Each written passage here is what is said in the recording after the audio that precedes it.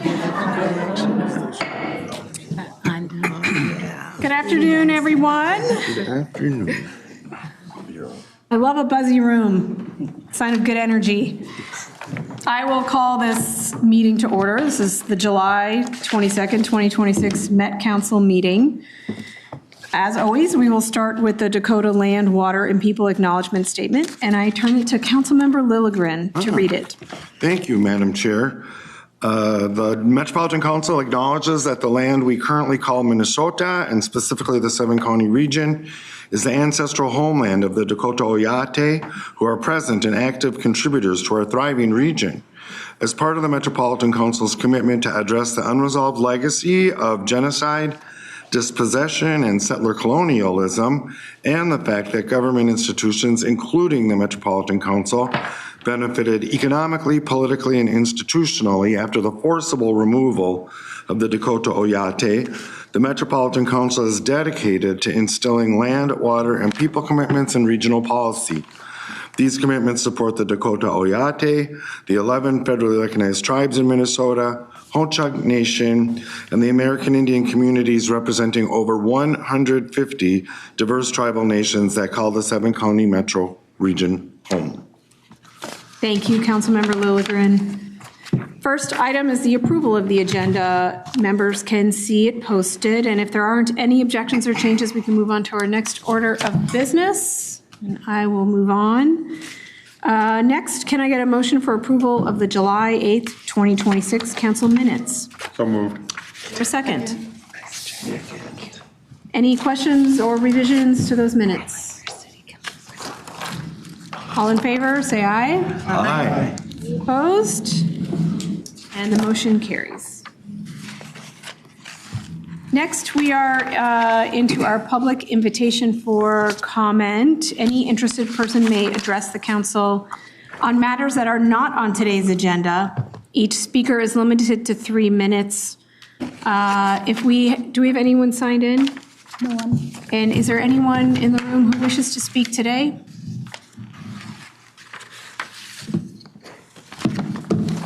Okay, seeing none, I will forego the rest of the instructions since we do not have speakers. And I will move on to our consent agenda. We have several business items on this agenda. Can I get a motion for approval of the consent agenda? So moved. Is there a second? Second. Did the clerk? Yep, I got Okay, it. thank you. Any questions on any of the items in the consent agenda? Or discussion? Seeing none, all those in favor say aye. Aye. Aye. Any opposed? Okay, motion carries. Next are reports from standing committees. There are no reports today from Environment and Management committees. We have 2 same-week business items from Community Development, and I turn it to Councilmember Lilligren. Yeah, thank you, Madam Chair. And we are bringing 2 same-week items forward together from Community Development Committee for our consideration tonight. And these are same week items to meet our statutory review on deadlines and expedite review for our local government partners. And since our next council meeting isn't until August 12th, we heard both of these items in Community Development Committee this week and bring them forward the same week. So the first item is item 2026-114. This first one is 114. Okay, my notes say something different. Oh, no, there it is. Okay. It's an amendment to the City of Carver's 2040 Comprehensive Plan. So this proposed amendment site is 255 acres located south of US Highway 212 between County Road 11 and County Road 443 and north of Dahlgren Road. The amendment proposes to re-guide 198 of planned land use from agricultural to low-density residential, and additional 57 acres of planned use from high-density residential to medium-density residential. The proposed changes will facilitate the development of 403 detached single-family homes and 105 townhomes. The proposed development would decrease the city's planned overall net density from 3.97 units per acre to 3.6 units per acre overall, which is still above the Thrive MSP 2040's 3 units per acre requirement, and Imagine 2050's 3.5 units per acre requirement. Our staff found that the proposed amendment does conform to regional systems plans, is consistent with council policies, and is compatible with the plans of adjacent and affected jurisdictions. So, Madam Chair, I move that the Metropolitan Council adopt the advisory comments and review record and take the following actions.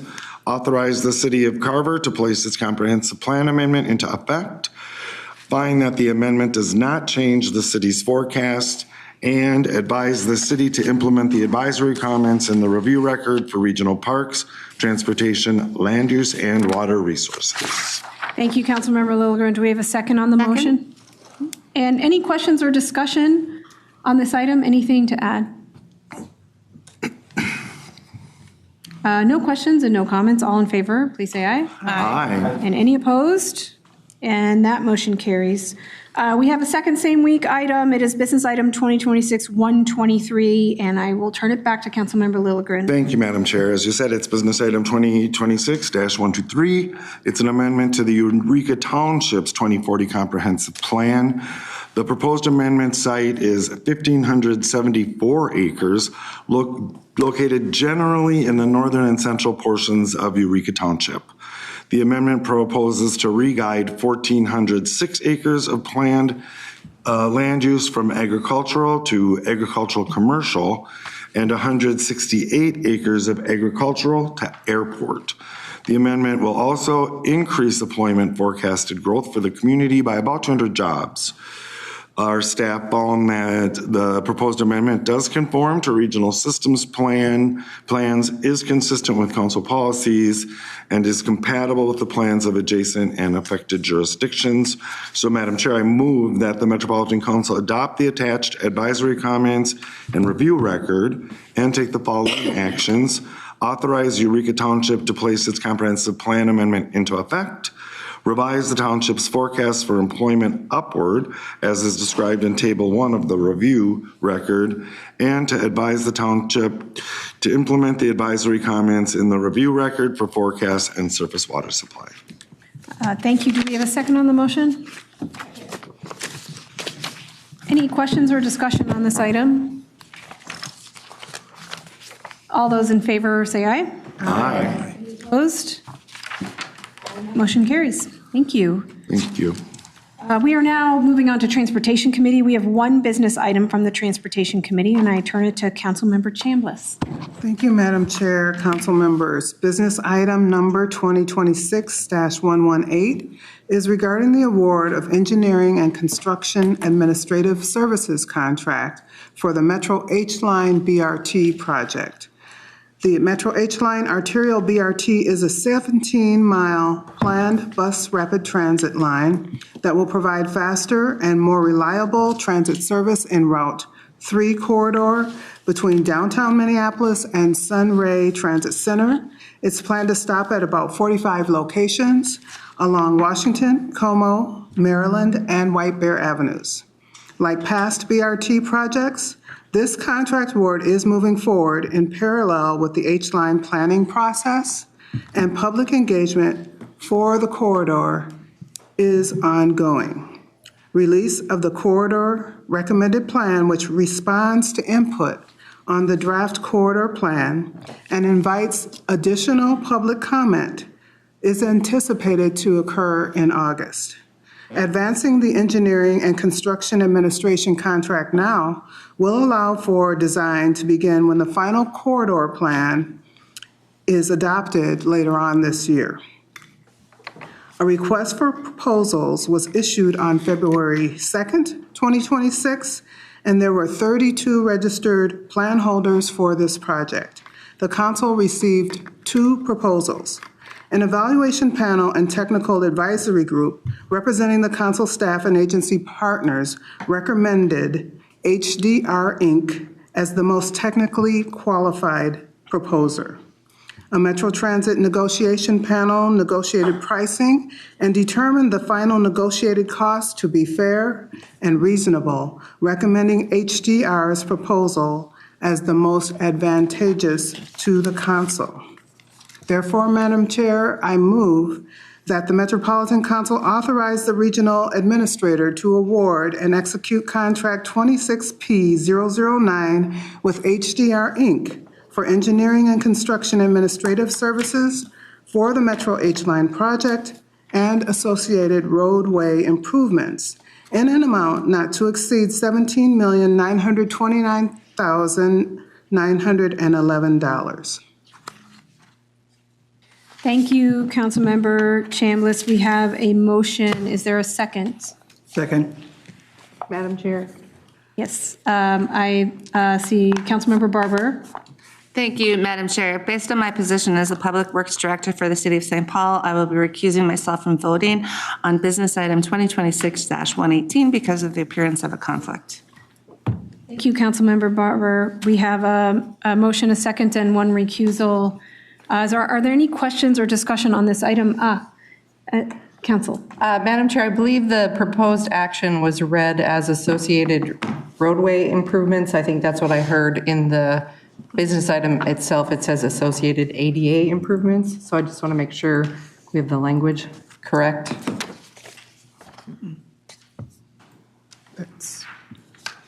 That's good. Could we clarify which language is correct if we have staff available? Is it roadway and ADA?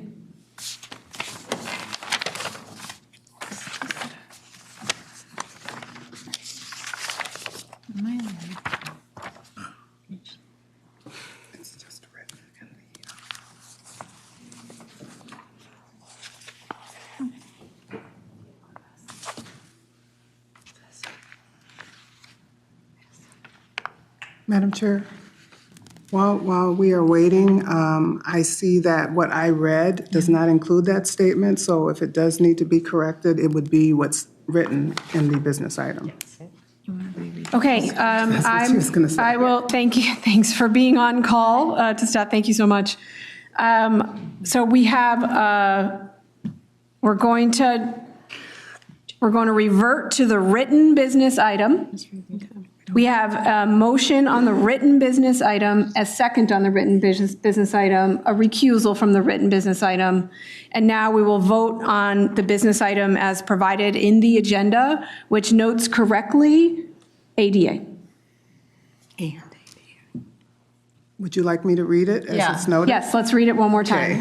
Thank you, Councilmember. You're welcome. The proposed action is that the Metropolitan Council authorize the regional administrator to award and execute contract 26P009 with HDR Inc. for engineering and construction administrative services for the Metro H line project and associated ADA improvements in the amount not to exceed $17,929,900.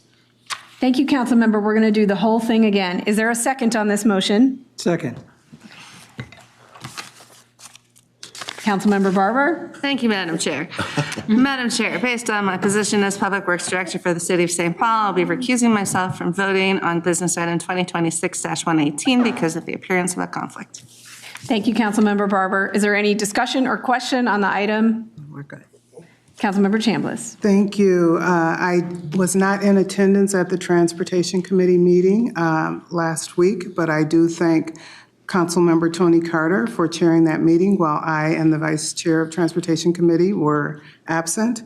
And I also have received many emails and notes and messages for comments regarding this project. And as noted, the additional public comment and engagement will continue. And we have taken note of all the information that we've received and will incorporate that into the final report. Thank you, Councilmember Chambliss. Appreciate the thoroughness. And thank you, Councilmember Carter, for the meeting.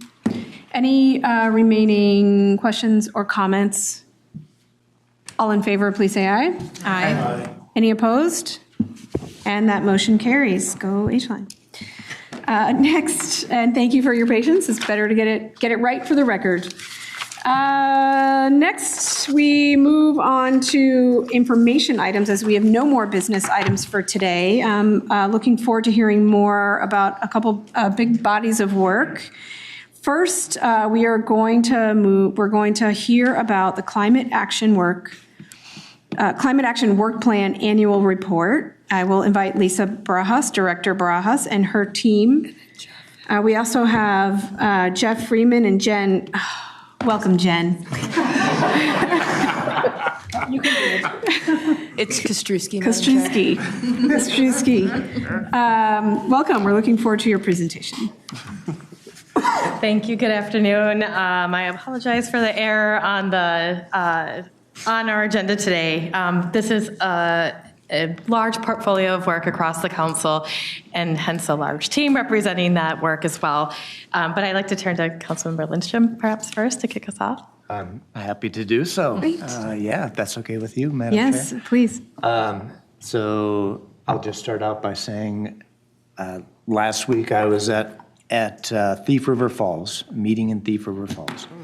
And the wildfires kicked up, and they had to distribute N95 masks to the people in the meeting that were inside of the meeting room. And this is on top of, you'll recall, the camp house fires from last year, 144 structures burned, 12,000 acres burned. This is seeming to be the new normal here in Minnesota, all exacerbated by drought.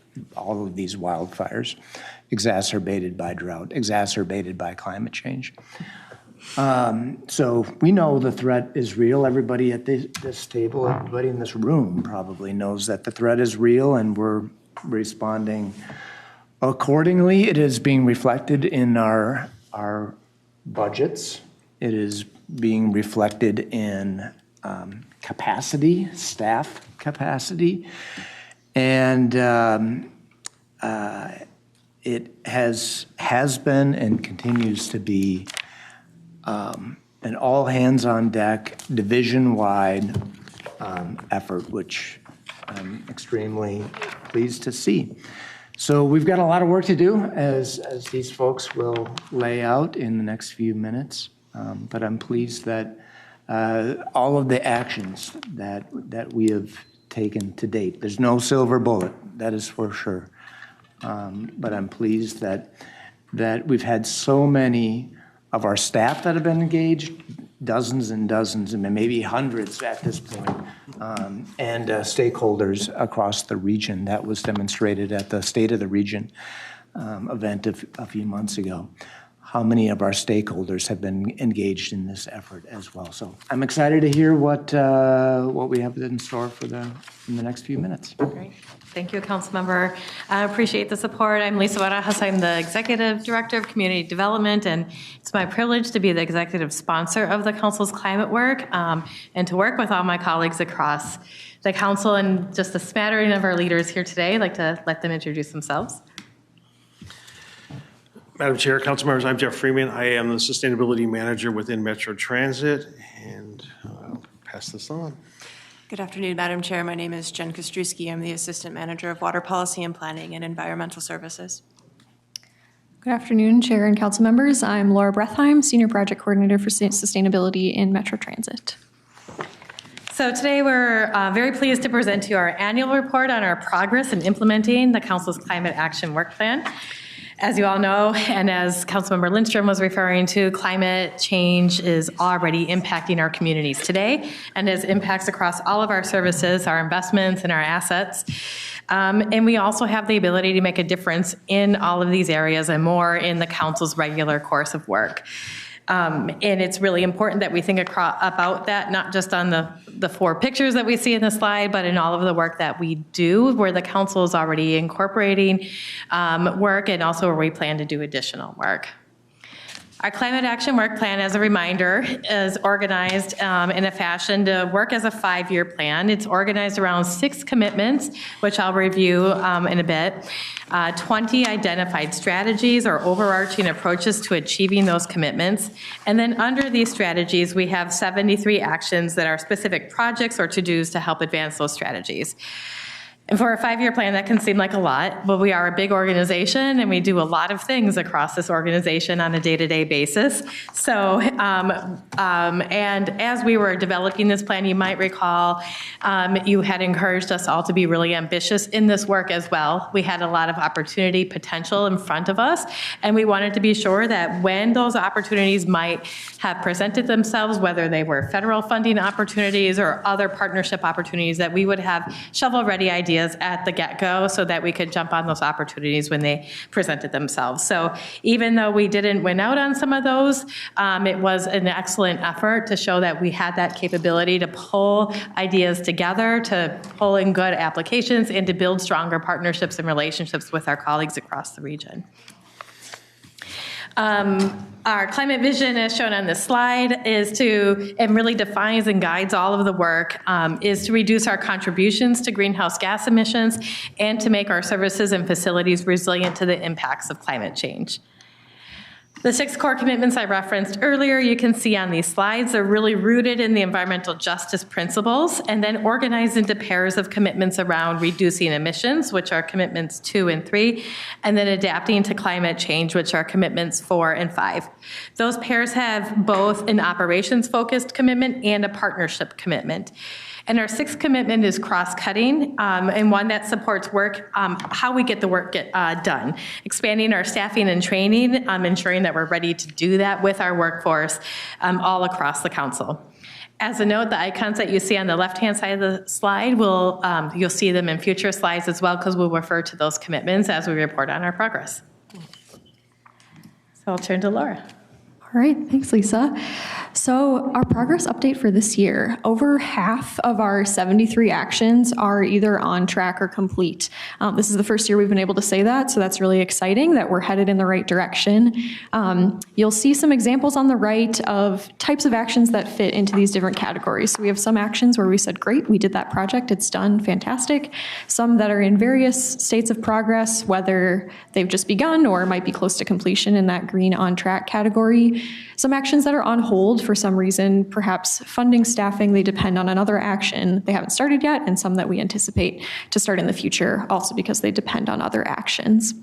One thing that I'll note here too is we have close to 20 actions that are just ongoing. They're things we're going to keep doing all the time. They happen every year. Some examples might be our annual greenhouse gas emissions inventory, our work on the zero emission bus transition plan, things that we'll never see turn to that dark green complete, but we're just going to keep doing them year over year. So we're seeing steady progress this year, which is a great sign. In terms of staffing and funding this work, over half of our actions are now fully staffed or fully funded. So this is a great step up from last year as well, when we were below 50% for both of them. We've had some notable staffing gains this year, which has really enabled us to make progress on the work since 24-25. And over 50% of the actions are funded. The funding gaps are occurring for various reasons. It can change on a project-to-project basis, but a few general reasons that this is occurring is funding might rely on another action to be completed first before we're going to ask for that funding, or we might have a staffing gap, so we're not going to ask for that funding or allocate that funding until there's staff who can complete it. And Lisa mentioned the 6 commitments that we have, so we wanted to show you how we're doing across those different areas. The bars are different heights because some of the commitments have a lot of actions assigned to them and some have fewer. A few places where we're doing really well are the first and last commitments, which have small bars, but we are making a lot of progress. The first in our EJ work and the last in our cross-cutting work to staff up and ensure we have the staff capacity for this. One other thing I'll mention about this is we've provided static visuals for the purpose of this meeting, but we now have an interactive tracking dashboard that we can use, staff can use, and each division can use to get a better understanding of where each division is making progress, what the gaps are, and help us better prioritize and allocate resources. So that's available as well if there's interest. Now I'll dig into Commitment 2, which is our operational emissions reduction. So Commitment 2 is we'll accelerate emissions reductions opportunities from our operations to achieve carbon neutrality. Next slide, please. So why are we reducing greenhouse gas emissions? we're a really large emitter as an organization, and reducing our emissions by even a small amount can really make a difference. Our operations are part of the fabric of emissions of our state and the region, from transportation, electricity, the fuel used in our buildings and waste sectors. And reducing our emissions ensures that we can make our services as sustainable as possible, meeting the Imagine 2050 goal to lead on addressing climate change. And reducing emissions often involves reducing our energy use, and saving energy usually saves us money, which saves costs for our ratepayers and the public. So that's something we're keeping in mind as well. One thing to point out on the right here is if we made just a 1% reduction in the council's overall greenhouse gas emissions, that's equivalent to taking 933 cars off the road. So what might be small to us, just 1%, is really a large impact for a single person, for a household, or for the community. So what do our emissions look like this year? The total council emissions were 452,000 metric tons of CO2 equivalent. We know that it is really hard to conceptualize what this invisible gas actually means. So that's about 61,000 homes energy use for a year, about 105,000 cars driven for a year. If we do some conversions and think about that in terms of counties or cities, the cars metric is about the number of cars that would be in Brooklyn Park, Minnesota. Brooklyn Park is the 6th largest city in the state. So if we think of the council in comparison to that with our emissions, we're like a really large city when it comes to our emissions. And now I'll pass it over to Jeff to dive in deeper. Thank you, Laura. Again, Laura showed the 452,000 tons 2025. Our emissions are up slightly in 2025 over 2024. A couple things that come into play. Again, over our baseline, we're down almost 25% since 2005.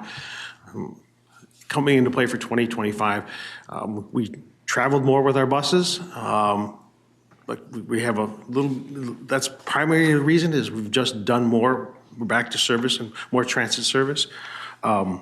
Looking at this overall, 2019, Governor Walz reissued the executive order for OES, Executive Order 1927. It set a goal of 30% originally for emissions reductions by 2030. Through the good work of the electric utilities, we were ahead of pace. So they went back and they adjusted the goal to 50%. 50% is still doable as a state and as a region for us. So for us this year, we looked at the calculation, we put this together, and we're seeing that one of the things we did is we went back and looked at our biogenic wastewater emissions, which is just it's not the energy that is for the process, it's the process itself. And we recalculated those numbers to be more consistent with industry standards, and we're now seeing there was a slight tick up, and then we went and applied that same methodology back to all the previous years. So we're acknowledging really a correction in our process of calculating. When we look at emissions by division, we have that down in that blue bar. We see a lot of the that biogenic emissions from environmental services, along with their process power for their facilities and their fleet emissions as well. That red area is Metro Transit facilities, propulsion power, a little bit of district energy for us, and then that light blue chunk is MTS, which represents Metro Mobility, the van pool, and the various services that MTS provides. When we look at emissions by source, again, down in this blue bar here, this is the biogenic. This is it's a little more than 45% of our total emissions is this emission of gas that's related to the process of treating wastewater. Light blue is our fleet, and then the green is our facilities. Those two numbers are about equal in this graph. So where do our emissions come from? Wastewater treatment, light rail and bus propulsion, vehicle fuel, public facilities, and our support and operating facilities. And we take a look at those, again, we look at which ones do we have control over. And we look at it here, we can see our lowest control is really that biogenic process as it relates to the wastewater treatment. That's not something we can change, it's basic chemistry, and it's kind of set in the wool and gonna be that way unless we find something really different than what we're doing now and what people are doing across the world. This is kind of pretty well baked in. There are small improvements to be made, but this isn't something that can be reduced to zero.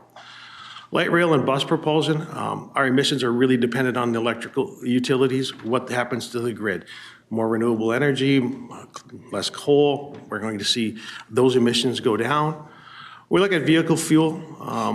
This really is looking at and what we're using for propulsion, miles per gallon on our fleet, some operational aspects related to service planning and things like that. I mean, it's kind of, there's some things that can be done, but there's not a big fulcrum here on this lever. As we move into public facilities, we start to see more opportunities there because we have lighting and we have heating and we have just the operational needs of some of these facilities. What can we do to make those facilities as efficient as we possibly can? And then we get to the one where we have the highest amount of opportunity, which is our support operational facilities. Heating plants, HVAC, lighting, paying attention to the things we like to pay attention to at home, closing the doors, make sure the windows are shut, all those small things that you do at home that we can essentially do at work, maybe a little different context. So back to understanding our emissions by our division. Each division has different levers to reduce their emissions. Here we see, again, ES with their wastewater treatment process and their facilities. They're the big component that we have within our system, and we know a lot of, as we talked about, a lot of the things that are built into ES, there's a lot of things that are just baked in, and they're harder to move. Metro Transit with its facilities and its vehicles and propulsion, we have some opportunities there. And then we have MTS, and that is all vehicles. So as we look at more understanding our emissions within MTS, one of the interesting goals that they've talked about here is, one, they have more vehicles than Metro Transit, and two, their vehicles put on more miles than Metro Transit. I think that's somewhat of a shock to a lot of people to find out that Metro Mobility is really bigger than Metro Transit in a lot of ways. The biggest difference is fuel. Their vehicles get better mileage. But one of the goals they have is to take away those cutaway buses, which is the standard Metro Mobility vehicle we see on the street. You see it looks like a pickup truck with a big camper on the back. What if we were to cut the number of those by 20% and move to SUVs to replace them? That's a fairly big opportunity when you think that an SUV gets more than 2x gas miles per gallon than that cutaway vehicle. So there's a good opportunity there. Within Metro Transit, we try to put together graphics to figure out how to tell our story. This is one graphic that we've used in the past, and we talk about what level of emissions do we avoid or do we displace by offering this service? When you look at the yellow bar, that is the emissions per passenger mile traveled. When we look at revenue fleet miles only, that's basically comparing mile per mile car versus a bus. When we look at the blue line, that's all of Metro Transit's emissions compared to the emissions of the car on the road. Typically, a car comes in by itself at 0.4. Somewhere we're in between that right now. We're looking for better metrics. I volunteered this year to be at APTA. I'm going to sit on a roundtable discussion on metrics to see what other people in the country are using. We look at their metrics all the time, and where all the transit agencies are in the same thing. How do we come up with a metric to best tell our story? And with that, I will turn it over to Jen to tell the ES story. Yeah, so this is the graph of our story within environmental services. It's two stories that are overlapping. The gray bars are the amount of energy that we use to move the wastewater through our system and return it to the environment. And then the line in the graph is the amount of water that we are treating through that process. And so when you overlay those two, it gets you sort of the energy use per unit of water treated. So that's the graph that we have up on this slide. There's two primary drivers of what's happening here. You can see that those lines are fairly flat for both of those things that we are measuring. And that's actually a good sign, because over the course of the time period that this graph is showing, we actually have grown our regional services.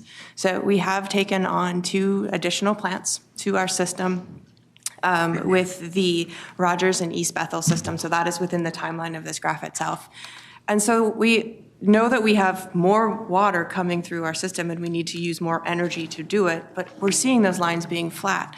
The other story of success that we have on this graph is that we are seeing reduced I&I, which is inflow and infiltration, into our system, which is fantastic because that means that that clean stormwater that could eventually get in through cracks in pipes and get to our wastewater treatment. We're not using energy to clean that already clean water.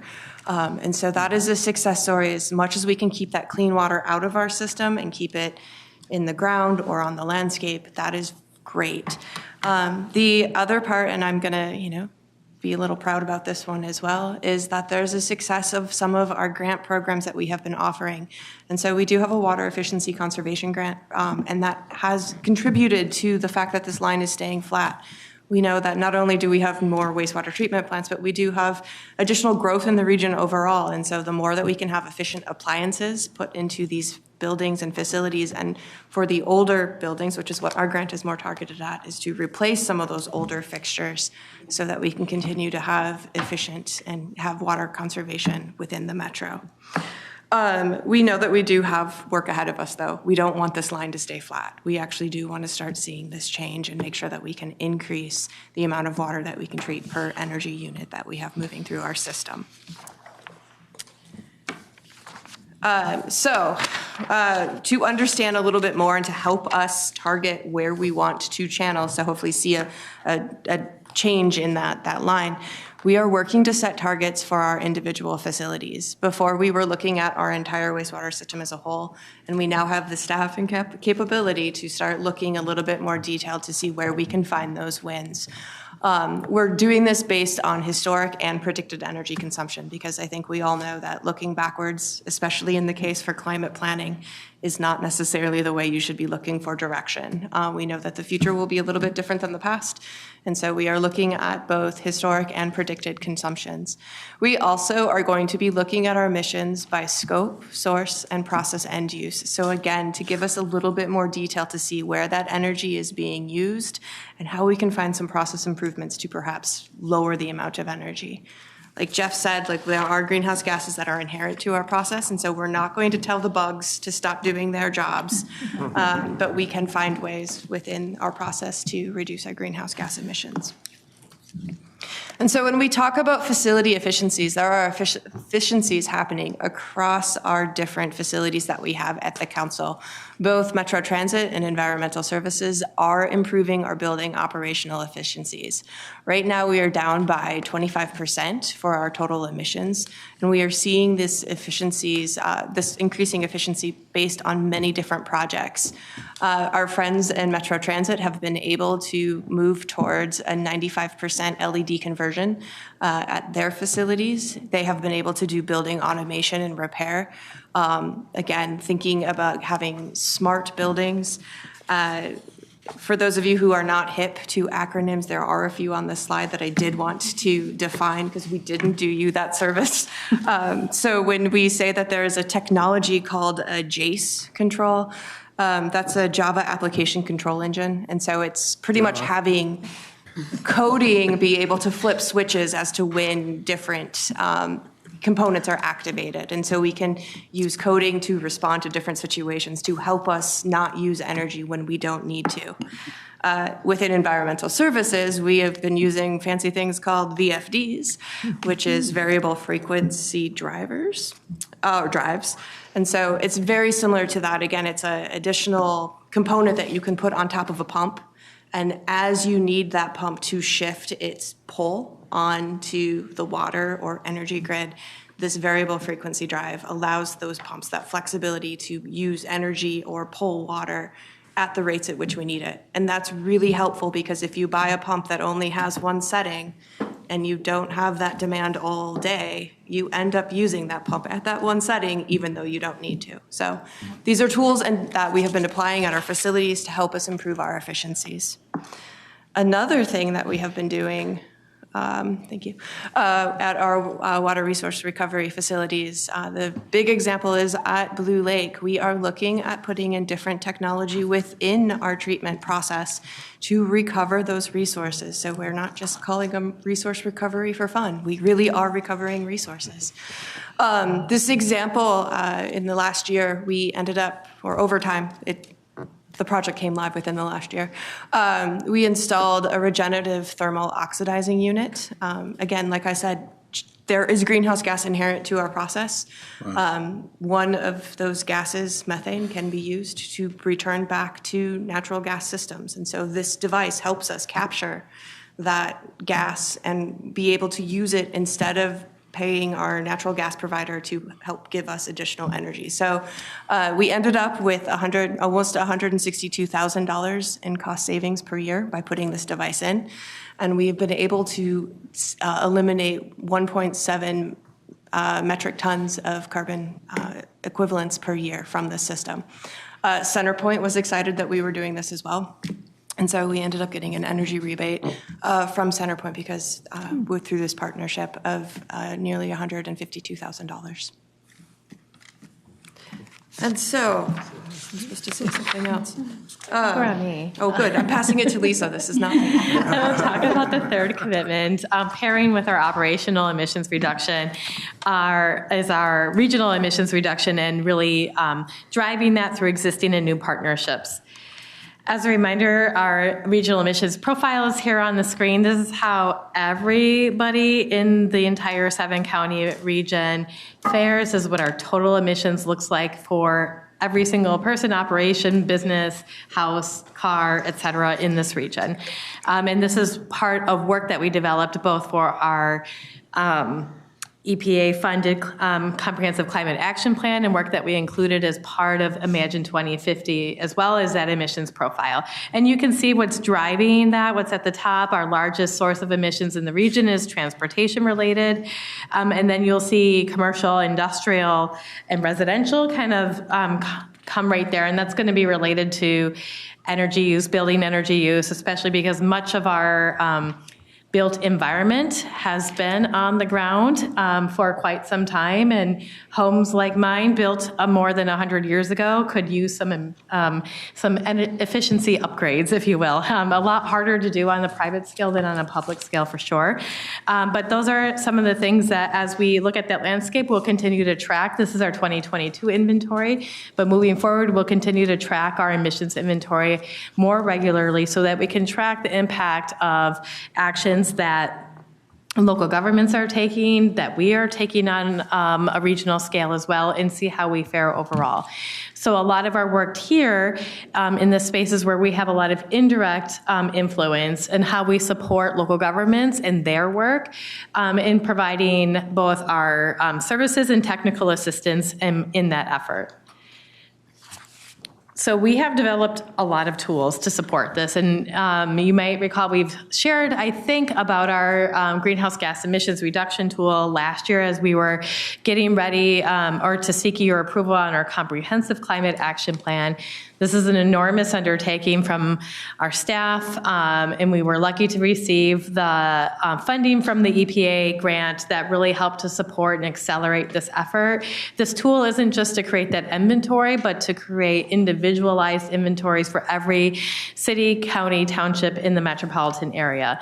We wanted to be sure that we could support every local government in meeting their new requirements that come from the 2023 legislative changes in their local comprehensive plans to account for their local emissions inventory and to have strategies that actually reduce emissions locally as well.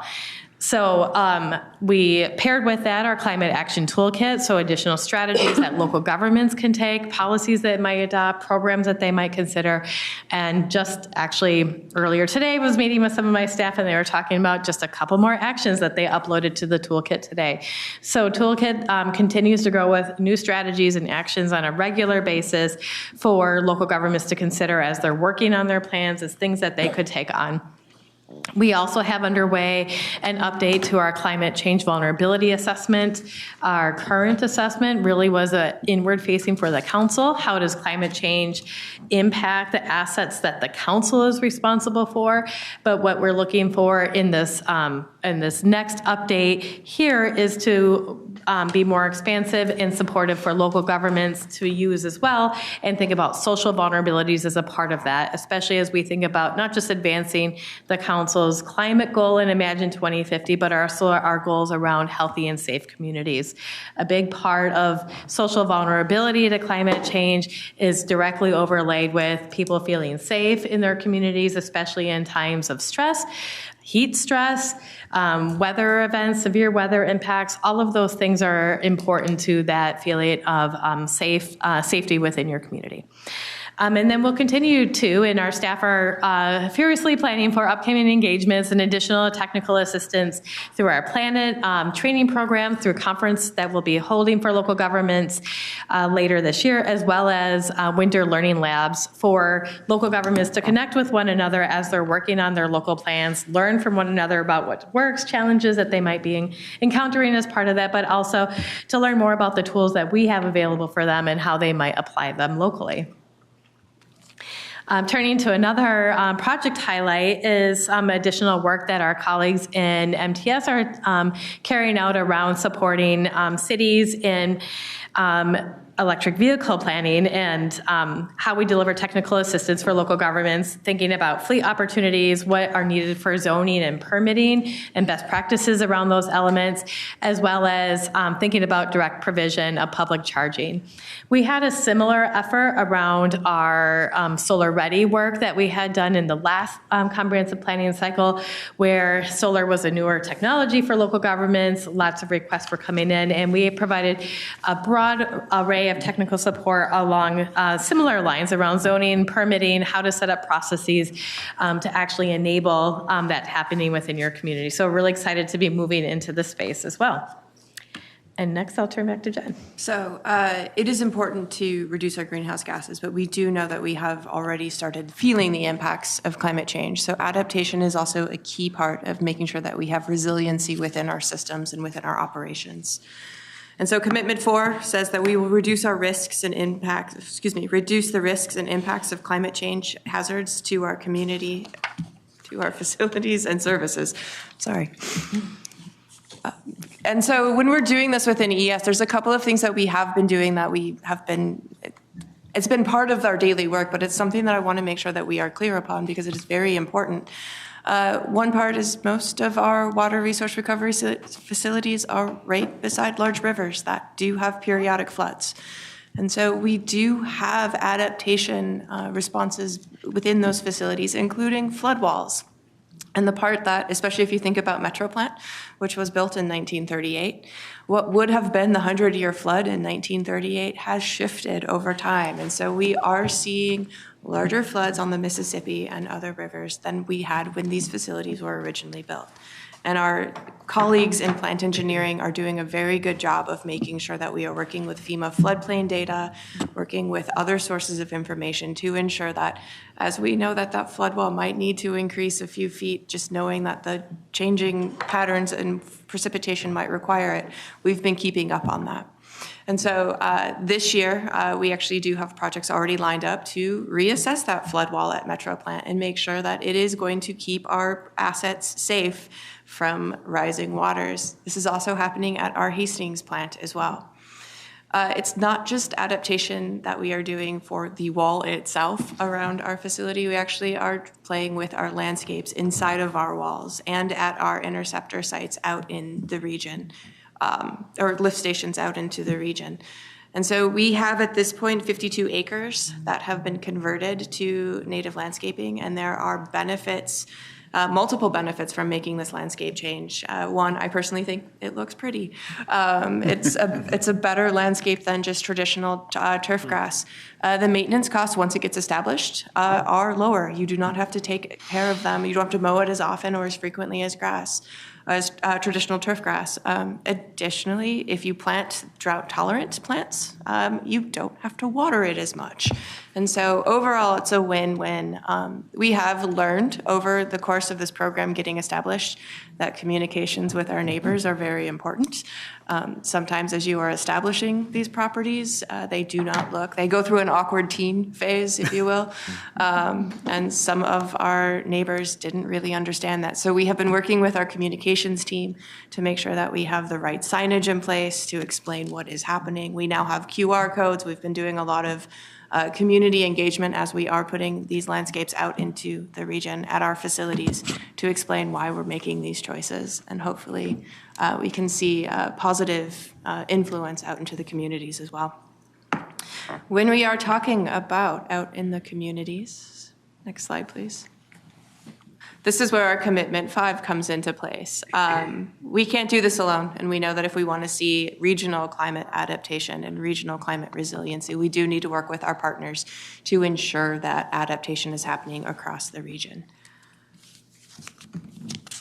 And so one of the major projects that it's really super cool. I was actually talking about this with someone earlier today.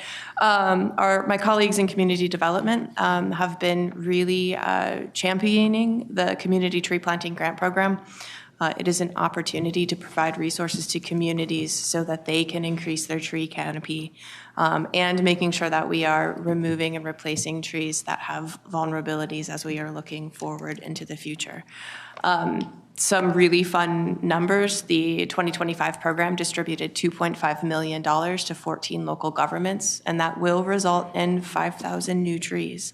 The 2026 program will distribute $3.4 million, and applications the application for that cycle will open in September. And then we know that the 2027 program will distribute $3.4 million to local governments. So we can see that we really are making an investment. Trees help with heat vulnerability, but again, I'm going to bring it back to water because that is my job, always with water. Trees are really great at helping with infiltration as well. They are giant opportunities for us to get water into the ground. And so the more trees we have, thank you. We appreciate it in ES as well. All right, I'm going to bring us home with the last 2 commitments here, and we're going back to commitment 1 because we wanted to give you all the technical things and kind of then pull it back to the people and the place. So our first commitment is that we'll incorporate environmental justice principles as we plan, implement, and evaluate our climate work. And an example of how we're doing this right now is we're developing something called the Environmental Justice Playbook. So there's a group of us who are representing all divisions of the council that are developing a practical tool for staff. So the EJ Playbook is a tactical tool to implement our EJ principles in action. So environmental justice has a lot of lofty goals and ideas, but then what does it mean to actually take those ideas, embed them into our practices at the council, and create the outcomes that we've set out to create? So on the right, you can see the EJ framework that's in Imagine 2050. So we're really tying together the Climate Action Work Plan and Imagine 2050. They really support each other to create this project. The playbook's nearing completion. It'll be ready for testing by September of this year is what we're planning on. And then we're planning in the next phase of this work to identify pilot projects in Metro Transit and ES to test the playbook and see, does it really work the way we hoped it would? Does it make sense to staff who aren't subject matter experts in this area? Is it going to create the outcomes that we're hoping it'll create? So that's what we have on deck for the EJ Playbook, and hope to fill you in the future about how that's going. And our final commitment is about our cross-cutting efforts, especially those related to staffing and training in climate work. The big thing that we've been working on this year is doing a training for a program called Envision. Envision is a sustainable infrastructure framework that it's very similar to LEAD, but instead of for individual buildings, it's for horizontal infrastructure. So it's a really great fit for wastewater infrastructure and transit. There are a lot of peer agencies around the country who are using this. So this year, 52 Met Council staff from all divisions have completed the training, and about half of those people chose to take an exam at the end to earn an official certification to be an ENV sustainability practitioner. So the next steps, and a natural question is, great, we have this framework, now how do we use it? What does it look like? So we are exploring how to use it in ES through the Crow River facility. There's work going on to investigate, okay, how do we apply these principles in that facility? And then in Metro Transit, the Franklin Avenue Light Rail Station redesign, we're doing sort of an Envision Light and not using the full rigor of the program that's pretty in-depth and intense, but seeing, okay, how can we test this out? What does it look like and how does it work? And that training will continue in future years, and we'll be continuing to figure out what we learn from those pilot projects and how we can bring this into our processes.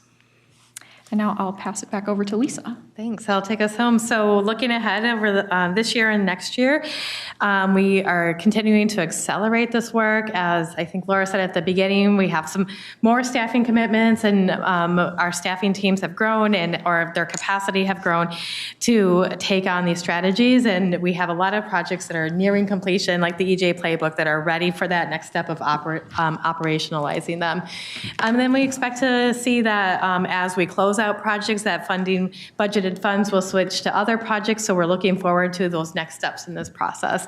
And using tools like the dashboard on this to really highlight where we're at internally so folks can see how we're doing on a regular basis, and also be able to share that across our divisions and division leadership as well. So we're not waiting just to once a year when we're doing that. And really highlighting that accountability to the work, but also celebrating the work that team members are accomplishing every day as an everyday part of our work. We're about 3.5 years into this 5-year plan. So of course that means as a planning agency, we're looking ahead and planning for the next plan. And what does that look like? Our team members have already started to plan for that scope and have been doing some of that environmental scan of like and asking our team members, how is this current plan working for you? How was it developed? What could we do better? Where did we do really well that we want to continue? So what we're anticipating for version 2.0 is that we'll continue to enhance these actions, get at some of the targets that we talked about that we have underway here as well in developing those, but also really broadly, as noted on the bottom of the slide, that at the regional scale, the work that we do both operationally and in partnership with our local governments is really key to advancing regional climate leadership, climate adaptation, and in mitigation. And being about 60% of the state's population is really important to driving Minnesota's climate work as well. So we really recognize the role that the council plays here, and we'll continue to advance these efforts going forward. I did want to thank everyone, and there's so many folks, that's why it's so teeny tiny on the slide, but really doesn't reflect just the outsized impact that these team members have had on the work across all of our divisions, their contributions in a variety of different ways, and I'm sure there's probably other folks that we may have inadvertently left off this slide, but really just kudos to everybody for their commitment to this work and the importance of that integration across our divisions, because we can learn so much from one another. We all contribute to how resilient our region is and how adaptive we are to climate change. What we learned, for example, about sustainable landscapes and environmental services, we certainly can think about how we scale and apply to other parts, other facilities, and even potentially houses that we own as well, for how those can be, those approaches can be applied across all of our work.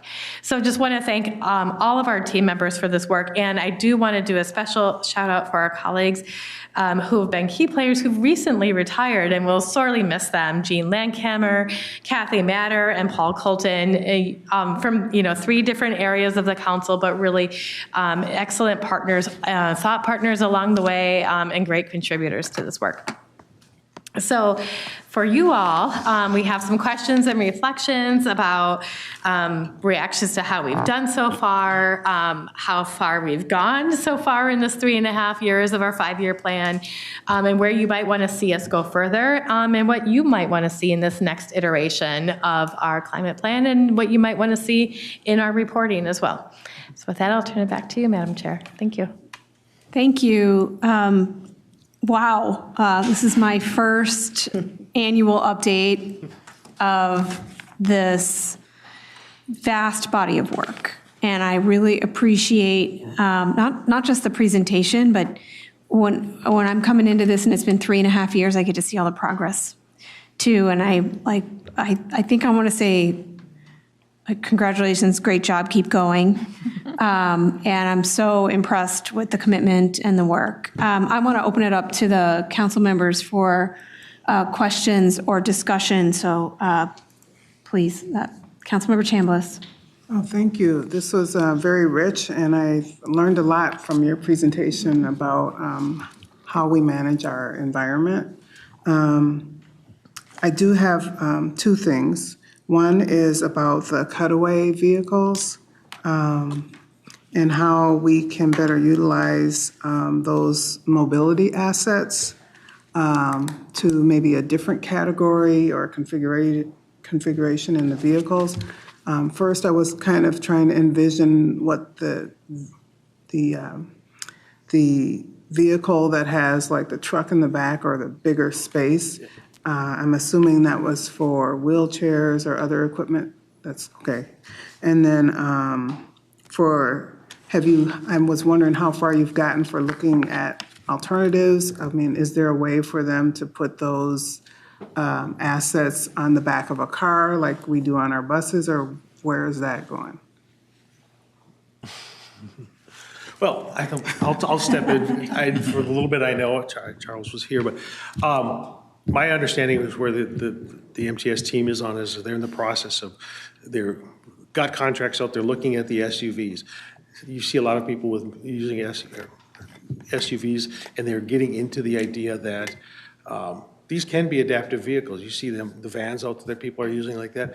Often, I think this is driven by the idea that so often we see a Metro Mobility vehicle with one person in it, and that vehicle is getting 7-8 miles per gallon. Now, if you replace, maybe even 6, if you replace that vehicle with a SUV, whatever that it is, whatever that vehicle really looks like, you start to look at miles per gallon of 12, 13, 14 miles per gallon. Then you have cost of vehicles in play, as well as just the amount of space it takes to store a vehicle. You can store an SUV in a vendor's facility who operates the service in a lot smaller space than you can one of these cutaway buses. So. Here he comes. Thank you. Madam Chair, council members, Jeff did a great job starting off. Just a couple of the things I would share. So on Metro Mobility, only about 30% of our trips use the lift, and that could be for a walker, it could be a wheelchair, it could be another kind of mobility device.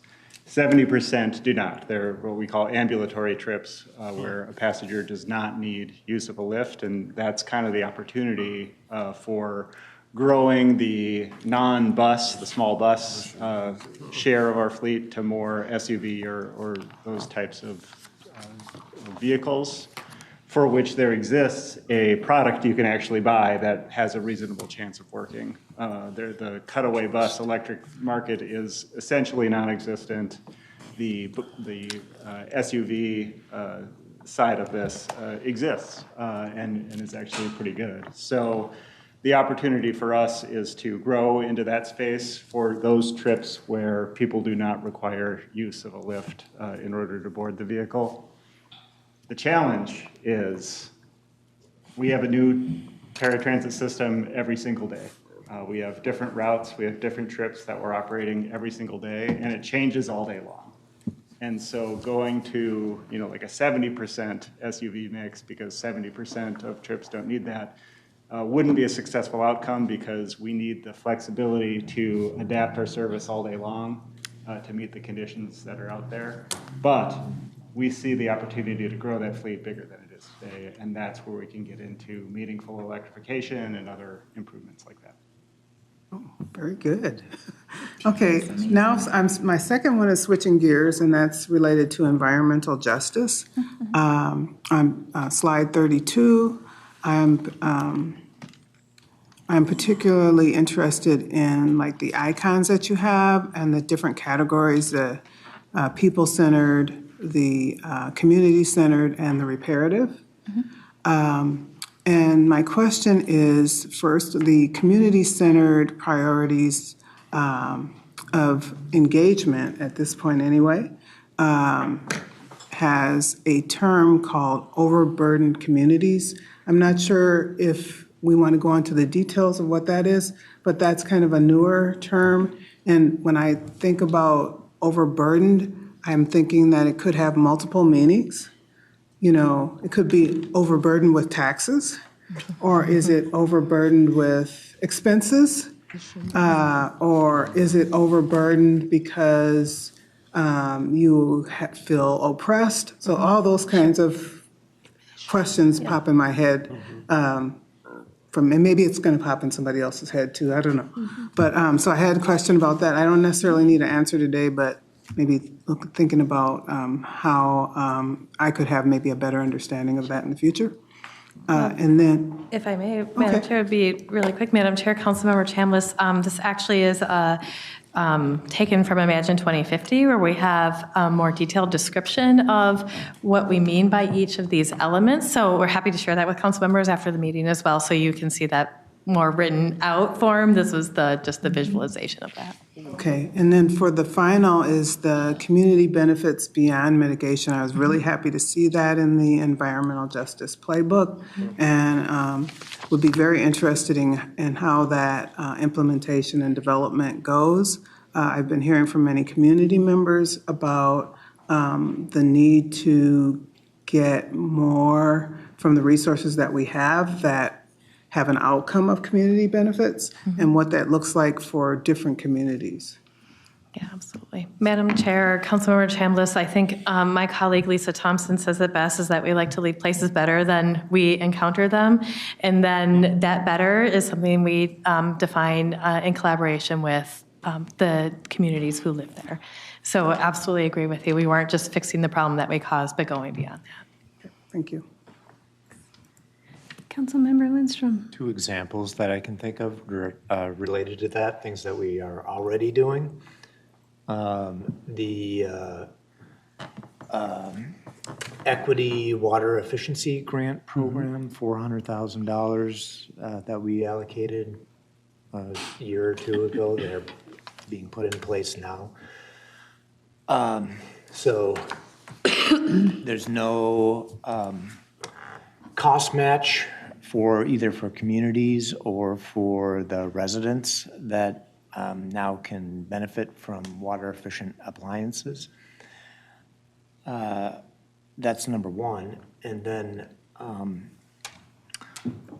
number two, is the tree grant program that you mentioned. I mean, there are trees in the ground right now, and there's an equity environmental justice component to those tree grants.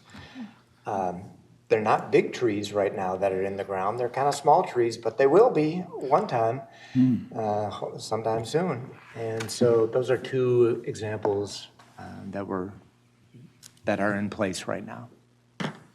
And I'm sure there are others. We do.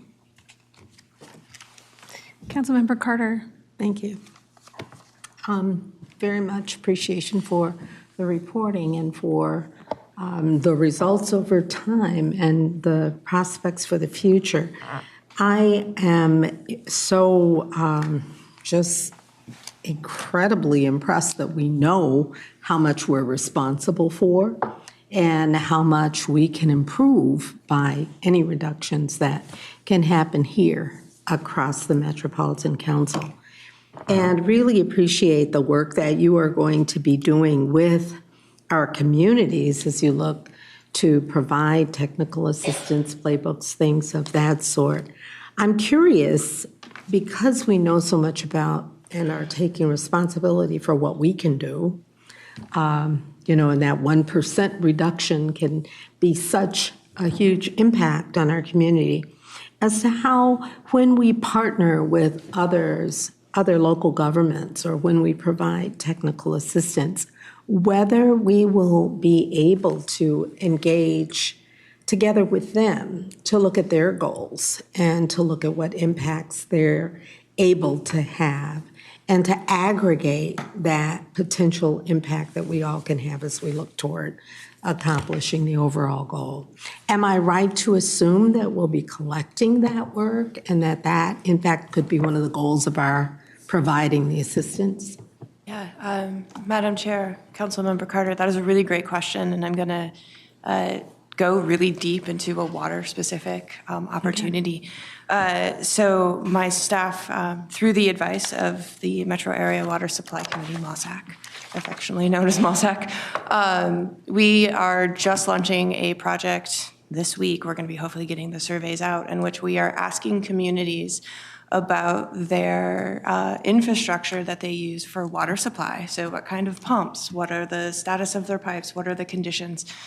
And the reason we're asking it is to just get an understanding of where we are just system-wide of the capabilities. But if you take that same data and look at it from a climate lens, we can start thinking about what kind of pipes or what kind of pumps are they using, and are there, opportunities for more efficient pumps? And like, we can use this data to find our partners to engage in conversation, to say, oh, this is really interesting. These are the pumps that you have picked for your system. Like, let's talk about why, or maybe this is a better pump that we've never heard about. And so it's an opportunity to go really deep and work with our local water supply partners, because when you are talking about water treatment or wastewater treatment, a lot of the same tools are used, and it's pumps and pipes, and we're trying to push water places. And so that's one area that we're looking at. And then the other side of this, when we think about the surface water planning and environmental services, we partner very closely with the 33 watershed districts and the soil water conservation districts.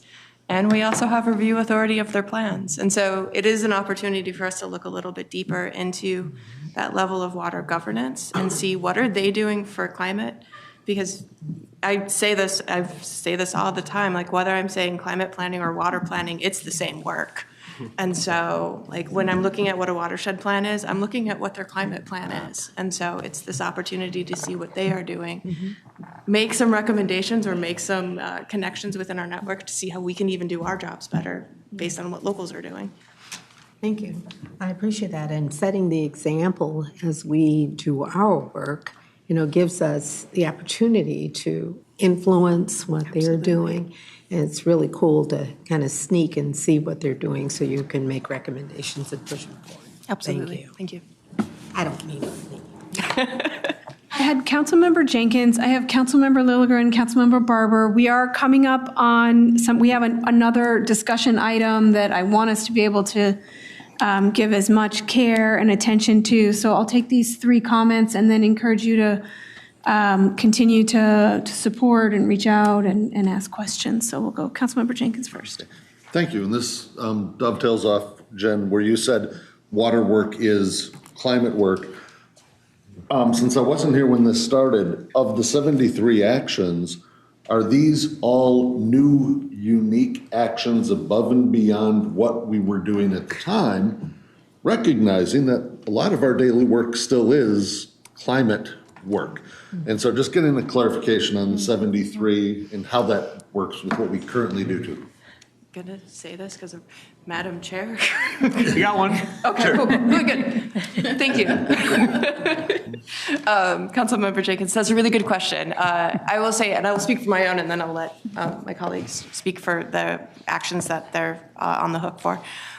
When we were making this plan, it was actually in the middle of the pandemic, and my colleagues in environmental services were really, rightfully so, panicking about making sure we were keeping our operators safe and making sure that we were trying to create this or have this essential service for the region during a time of great upheaval. And so we intentionally, because again, water work is climate work, we kept our actions trying to be connected with the core work we were already doing, but looking for improvements in those actions to make it a little bit more efficient or a little bit more resilient. We did have a few new things, but again, if I would have said at that time, dear friends in environmental services, we are going to do all this new work, I would have probably run out of town. So.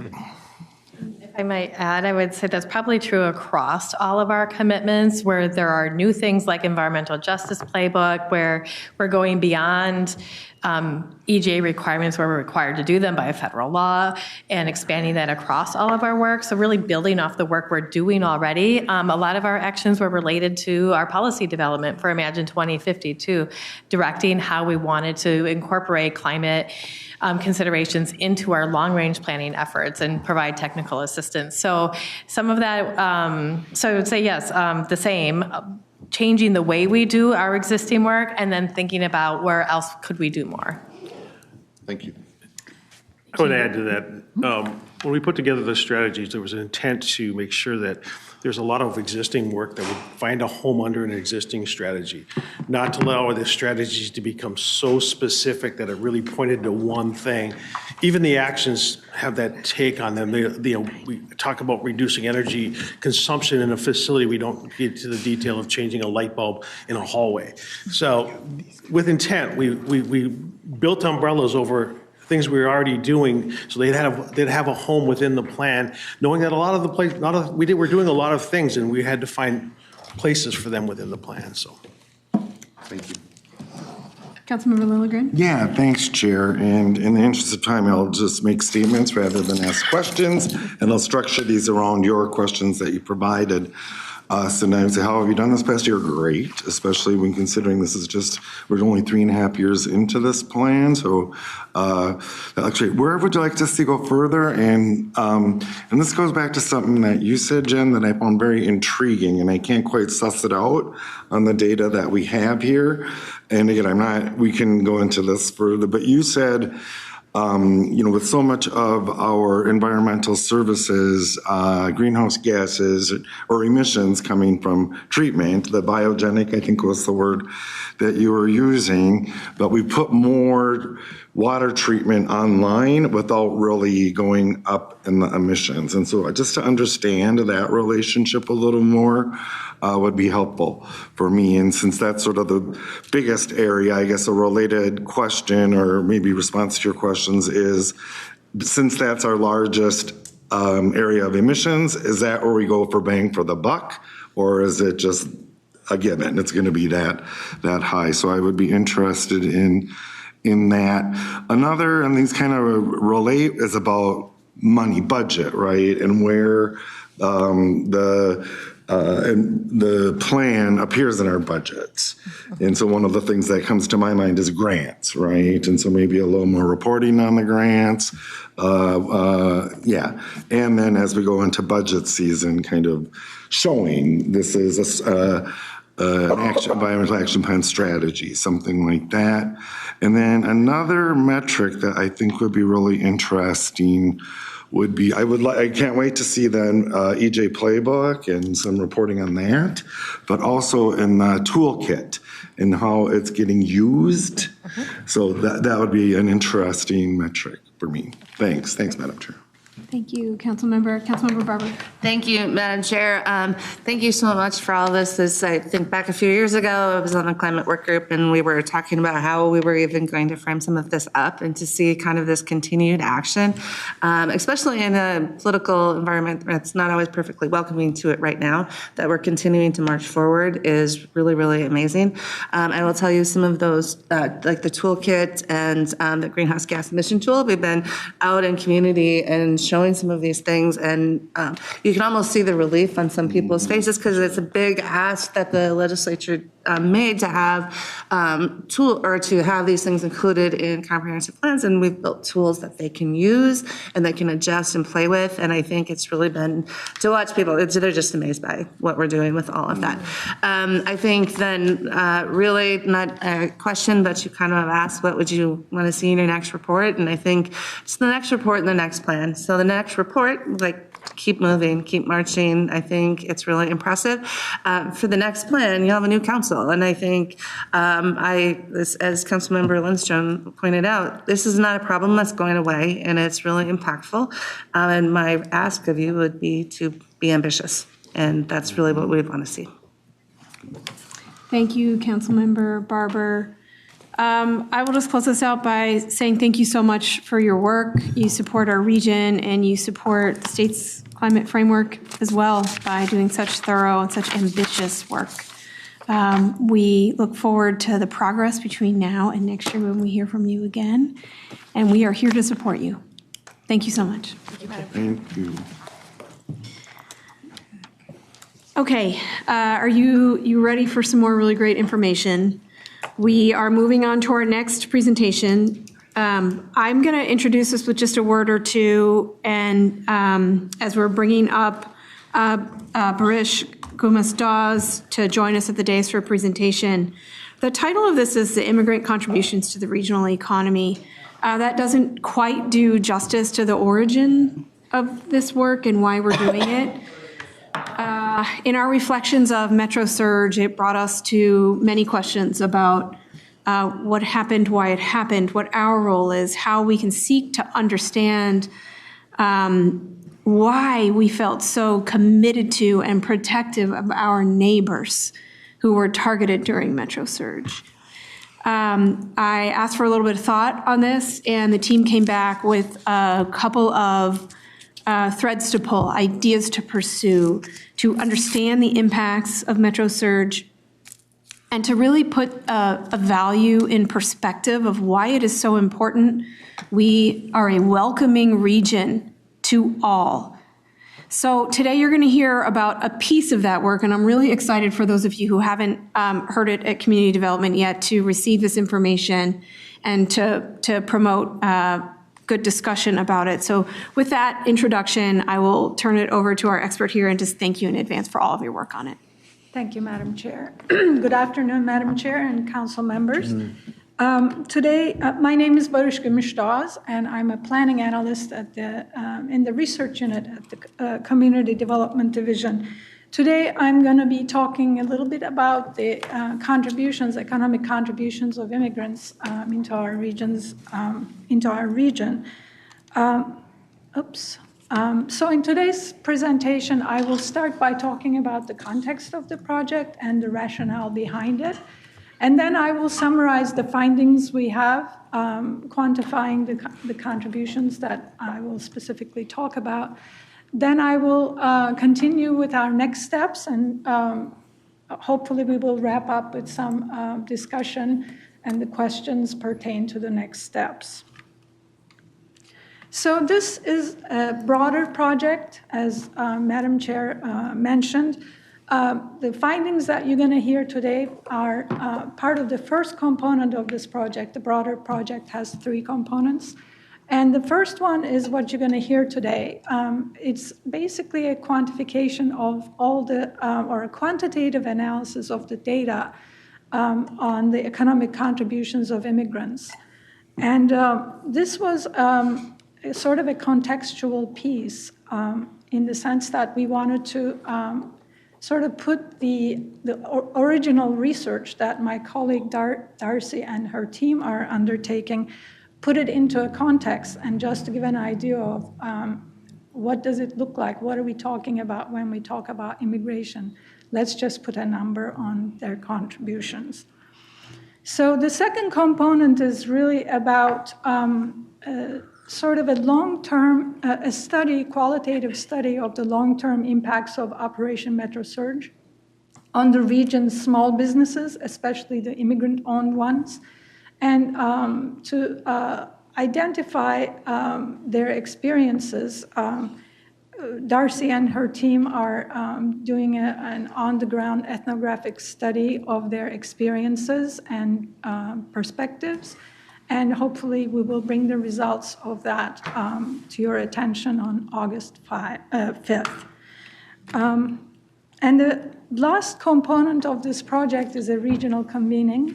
And we're hoping to bring together a bunch of, or a cross-sector of regional stakeholders to discuss potential strategies about strengthening, bringing short and long-term recovery and strengthening economic resilience of these businesses in the long term. So that I will get into the details of that in a minute. So why are we conducting this research? We're undertaking this project because the Council committed to certain actions and goals in Imagine 2050 and the 2025 Regional Economic Framework. Specifically in Imagine 2050, we have 5 regional goals, and one of those goals is to foster a dynamic and resilient region. And this project is relevant to fostering that goal in that it analyzes the impacts of an event that threatens the resilience of the region. And the council also committed to collaborating with regional partners and to identify regional strategies about a number of areas. And in this case, the convening component of this research will bring together regional stakeholders to try to identify certain strategies for the well-being of the region. And similarly, in 2025 Regional Economic Framework, we committed to holding future convenings as needed that can help continue the conversation about the region's economy. And in the 2025 Regional Economic Framework, we talked extensively about economic resilience, and the convening part of this project will also return to that theme.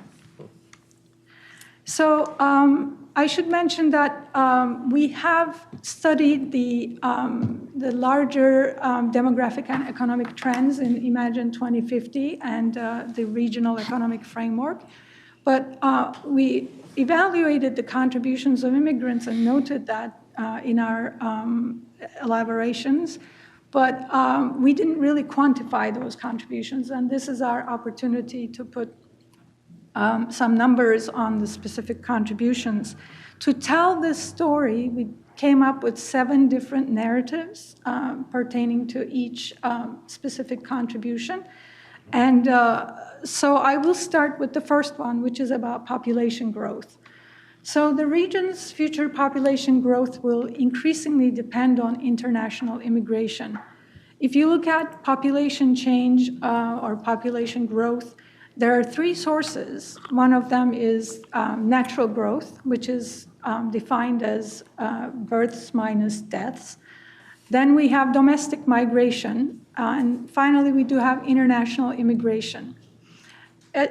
In these charts, the striped bars are all forecasted numbers, and the solid bars are the actual observations. So when you look at the chart on the left-hand side of the slide, you can see that natural growth has been slowing down since the beginning of the century. And this will continue to be the case because we're aging. It's not that everybody's aging, but it's the composition of the region is changing and the share of older adults is growing.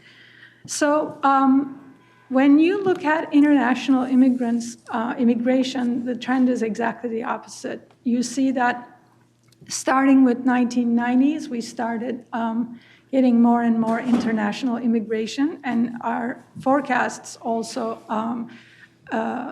demonstrate that we're going to be having more immigration. And finally, for domestic migration, we do have, it is a bit of a wash. It tends to fluctuate from one decade to another, depending on economic conditions and many other factors. So domestic migration will not be a significant contributor to our population growth. Looking at it from a slightly different perspective, when we look at net population growth, immigration once again will be driving that. And if you look at the chart, you will see that international immigration will account for 47% of all the population growth we will have until 2050. The second narrative is about the workforce growth in our region. The region's economic growth will stall without international immigrants entering the workforce. So this chart here shows you the composition of our workforce through 2050. Again, the striped portion is the forecasted piece, and the rest are the actual numbers. In this case, the gray area, while all of these differently colored bands show the impact of, or the share of certain demographic groups in our workforce. And the largest portion of this chart is the gray chart, which shows the share of US-born workers, their contribution to our workforce. As you can tell from the shape, it's flat, so the US-born workers will not be able to offset the labor shortages that we are experiencing, and these shortages are likely to grow. So instead of meeting our labor force needs through US-born residents, workers, we are actually looking at a situation where our immigrant population is going to be the growing share of our workforce. If you look at the Navy band, that basically shows the share of foreign-born workers in the region. As you can tell from the width of the band, the share of immigrant workers in the workforce is going to be increasing, and they will play a central role in filling jobs and sustaining economic expansion. The third narrative is about the job distribution, or the the distribution of immigrant workers across different industries. And as you can tell from the chart, which shows the 12 largest industries in the region and the amount of foreign-born workers in each specific industry, immigrants are really an integral part of the workforce. They are working in all sectors, all industries of the economy.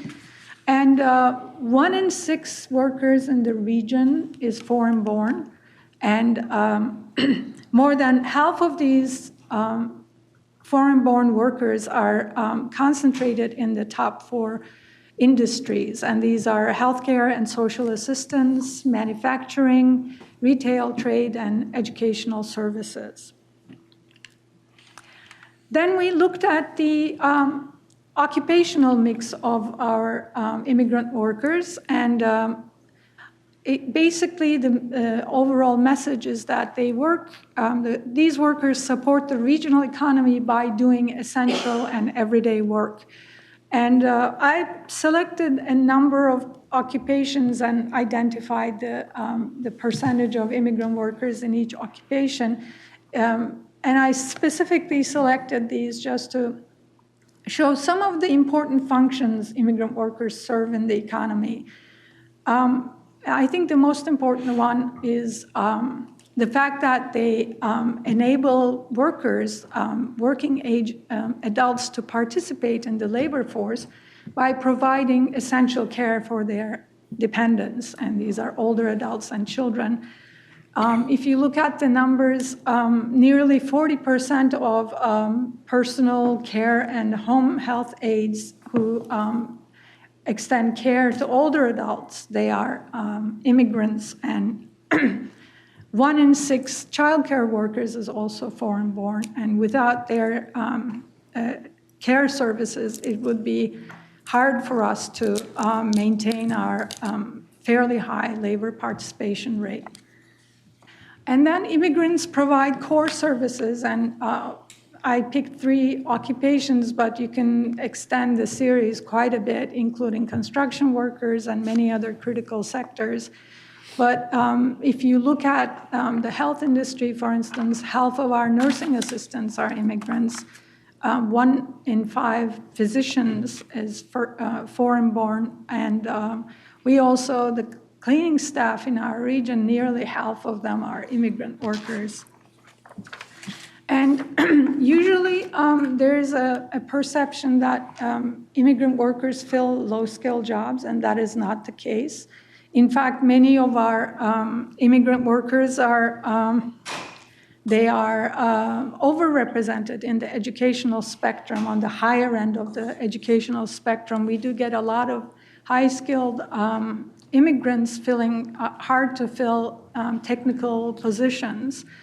And as they do so, they're contributing to innovation and growth in the region. They're sustaining our cyber infrastructure, for instance. If you look at the number of computer-related occupations, 1 in 5 of them are occupied or filled by immigrant workers. And immigrants are not only workers, but they're also entrepreneurs. And as entrepreneurs, they start new businesses and provide additional jobs and create additional jobs. And when we looked at business ownership patterns in the Twin Cities region, Of the businesses without paid employees, and these are businesses where the owner is the sole employee, 1 in 5 are started and owned by foreign-born entrepreneurs. And 1 in 10 of the small businesses with paid employees is also a foreign-born entrepreneur. And in terms of the businesses without paid employees, these are really important economic pathways. They provide economic pathways for immigrants to be integrated to the region's economy and to their new countries. And with the paid employees, entrepreneurs are expanding their standing. They tend to be more well-established as entrepreneurs, and but they do create additional jobs, and many of them actually own multiple businesses. Immigrants are also taxpayers, and they support essential public services in the region. Council staff estimated their contributions. They are adding up to almost $5 billion a year. And these taxes range from federal income taxes to payroll taxes. And in this case, we're estimating only the employee section of payroll taxes to be on the conservative side. Also, Minnesota income taxes and sales, excise taxes, and property taxes are among the types of taxes that they pay. And finally, this is our last narrative. We wanted to quantify the total contributions of immigrants as a whole. And we talked about immigrants as workers, as entrepreneurs, as taxpayers. Also, they are consumers of goods and services. So to be able to understand their impact, we need a macroeconomic model. And we're lucky enough to have that model. It's our forecast model. So we were really in a unique position to be able to estimate the economic impact of immigrants in the region. So to be able to do that, we did a sort of a nifty trick. We came up with a counterfactual scenario where we simulated a scenario which would sort of quantify the contributions. And I want to emphasize that this is a hypothetical scenario. It's just a simulation. It is not an actual policy or forecast. It's just something we did to understand the economic impact of immigrants. So in this scenario, we just did, we asked this simple question. What would the region's economy look like without the region's nearly 410,000 immigrants? So this exercise, if you think of it in terms of its reverse, it shows their contributions. If they didn't exist, whatever would disappear would be exactly their contributions. So in this exercise, we just came up with the following numbers. If we didn't have our existing immigrants in the economy, we would lose nearly $50 billion in our GDP. And similarly, we would have almost 335,000 fewer jobs. So, and I should also note that this basically adds up to roughly 14% of a loss in our economy. And the numbers, the 335,000 number, is actually larger than the number of immigrant workers we have in the region. We have 277,000 immigrant workers. The difference, roughly 60,000 employees or jobs, is their contribution to the economy above and beyond the work they do. It is the induced business they generate and induced jobs that they generate. So that's really the end of my findings. And so in terms of next steps, we have 2 steps we're hoping to take. The first one is the dissemination of results. And this is not an academic exercise. We don't really want this to sit on a shelf. We just want people to use this information for whatever purpose they deem is appropriate. And also, we want to use some of our research to frame the convening that I was mentioning. So in terms of dissemination of results, I just want to give an example so you have an idea of how this could be used. As part of our research, we reached out to the Hmong American Partnership, and we just asked them, would you have any interest in this kind of information? Would it be helpful to you in any way, and how would it? And they were very enthusiastic, and they said, we could use this in our advocacy and lobbying work at the state legislature. Mm-hmm. So we're basically thinking that there will be like-minded institutions, organizations that could make use of this information. Also, we're hoping that the convening we're going to be holding will need some of this data to sort of anchor the conversation. And specifically, we're looking at 3 outcomes of this convening. And we think that our research, especially the research that Darcy and her team are doing, will be really pertinent to these outcomes. We want to first highlight the challenges facing small businesses in impacted corridors. Darcy's work is an ethnographic study. They do talk to many businesses. I'm not going to be able to reproduce the number. She's going to talk about it in August 5th. And we also want to identify the gaps in the support systems and figure out the barriers. And those conversations will come really handy for that potential outcome as well. And finally, we are hoping that we could develop strategies for economic recovery and long-term resilience of immigrant-owned small businesses. So this is really all I have to say today, but I'd like to open the floor for a discussion. And we kind of came up with certain questions to anchor your conversation, and one of them, or a few of them, are related to dissemination of results. And one of them is pertinent to framing the convening. So the questions we have are, who are the audiences you anticipate for these research results? You have professional contacts, your sectors.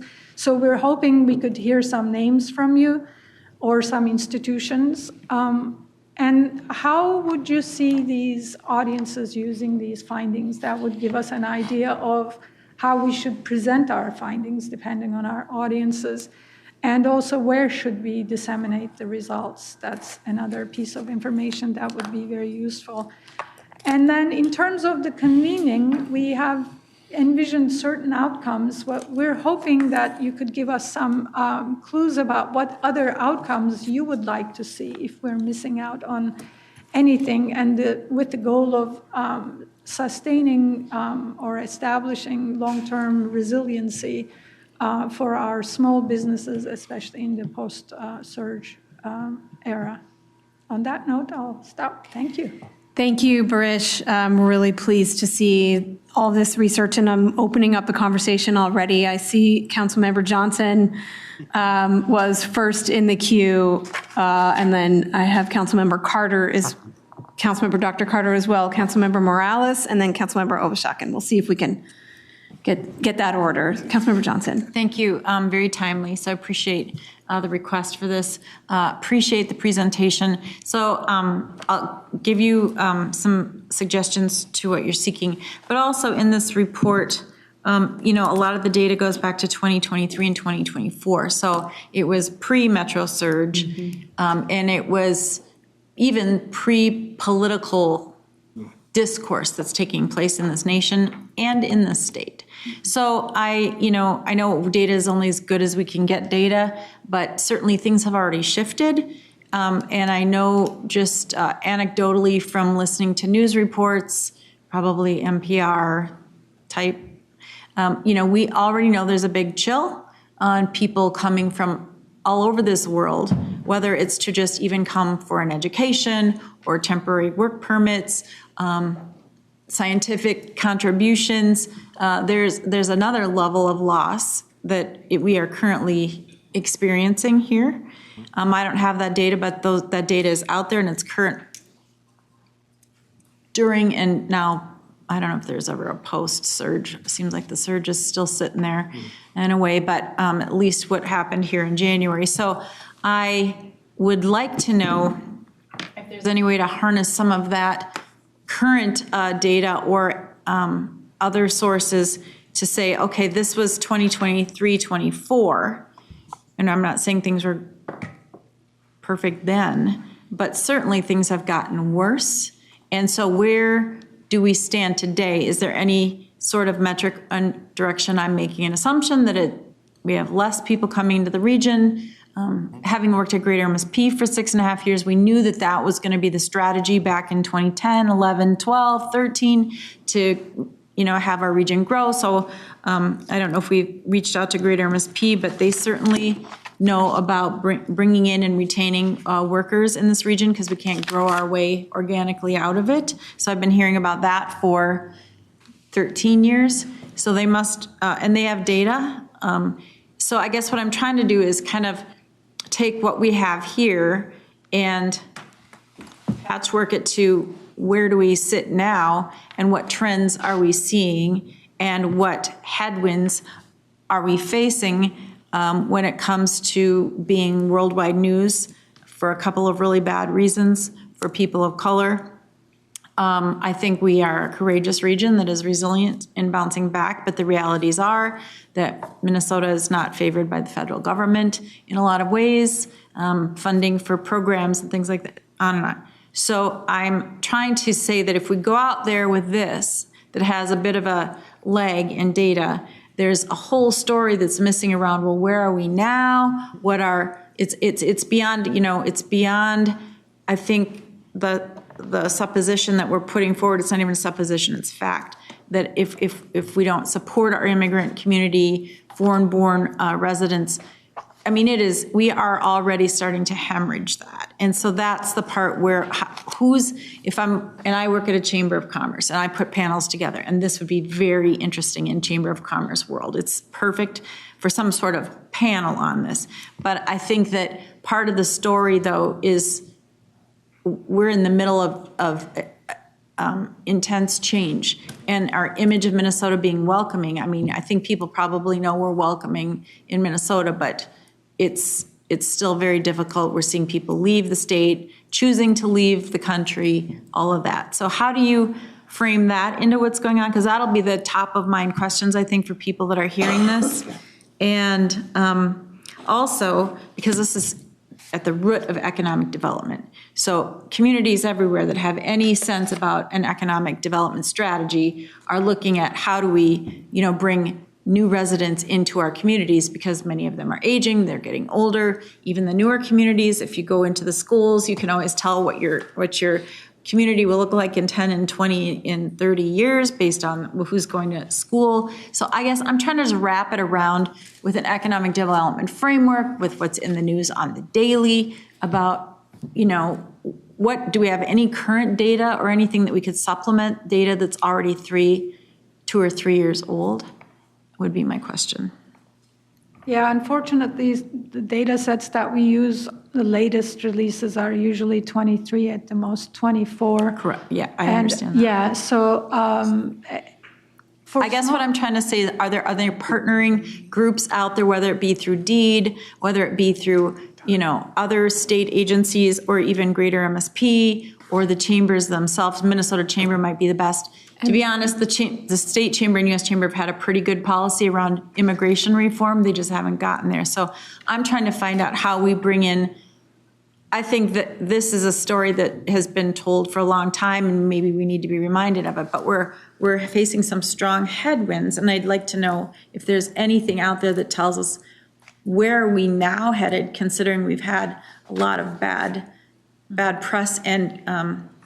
With ICE and immigration and changing policies, good, bad, or indifferent politically, whatever y'all believe. But the reality is it's harder for people to come here, and that's what we were banking on as a region and state. He seems to have a thing to say. Yeah, Chair, Councilmember Johnson. So one thing that we are doing that will help get to some of this is an update to our regional forecast. So that's coming a little bit later this year. We'll be probably wrapping that up by about September. And that will include updated immigration forecasts. So a lot of these big picture questions about population change, employment change, that will be with updated data. And if I may, just, Madam Chair, what would be the date of that data? I'm just trying to get to, January changed the world for us as well. And you might not be able to answer. So, and to finish what I was saying is that within that, we are taking a scenario approach, right? So we're going to, because it's uncertainty, it's uncertain. It's impossible to know exactly how this will play out, how, you mentioned this chilling effect.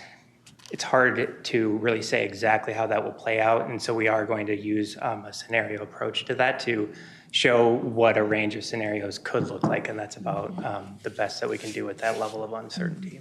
I do appreciate that. But we know the U has dropped in, applicants. So I'm just trying to I think this is excellent. But if you go out there, and it'll be informative certainly as a baseline for some communities, but there's this next thing that's missing is all I'm saying as it impacts our economy. Councilmember, I want to take an opportunity to respond to one of your points. Both Councilmember Cameron and I have been engaging with Greater MSP on economic strategy that they're assembling. I made them aware just a couple days ago of our work here, and we plan to sit down with them. We have different regions, so our numbers will look different, but certainly we should be sharing and learning from each other. And I think our goal and the team's goal is to look for not just Greater MSP, but other agencies that we can compare data, learn from. Maybe they have something more current, maybe we have something more detailed. This is a great starting point, and I really thank you for your care and attention and all your great questions on this.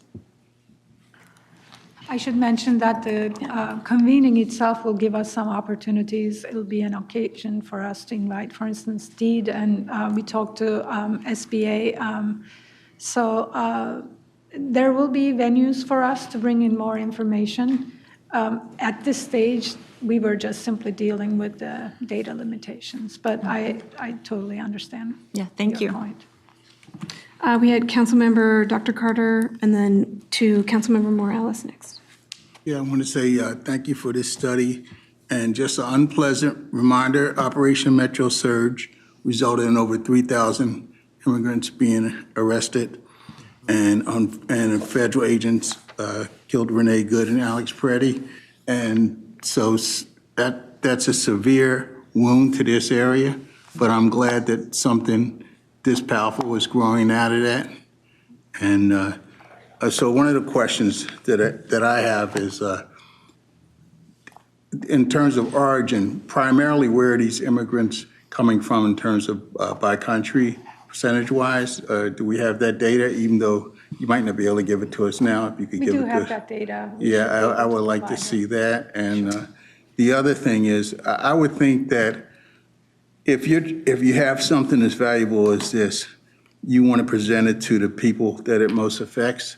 So maybe meeting with those local communities, meeting with the business organizations, Chamber of Commerce, and also because they're going to be able to tell you how they're being affected, what their needs are now, what their needs are going to be in the future, and then you can design something that's going to be more of a tailored suit in terms of addressing their needs. But thank you again for this. Thank you. Yeah, I think your point is right on in terms of hearing the voices of people who are impacted. That's one of the reasons our colleague Darcy and her team, they're working on the ethnographic work. They have reached out to quite a few businesses. And in the convening we're envisioning, we will have testimonials from actual impacted small businesses, as well as CDFIs, community development financial institutions that work with those communities. So hopefully it will be a sort of a multi-voice conversation, and as part of the convening, they will have a voice in suggesting solutions. Councilmember Morales. Thank you, Chair. Thank you for all this great information. I'll just get quick to your questions. I think, reaching out to any immigrant advocacy group would be the first we should look at.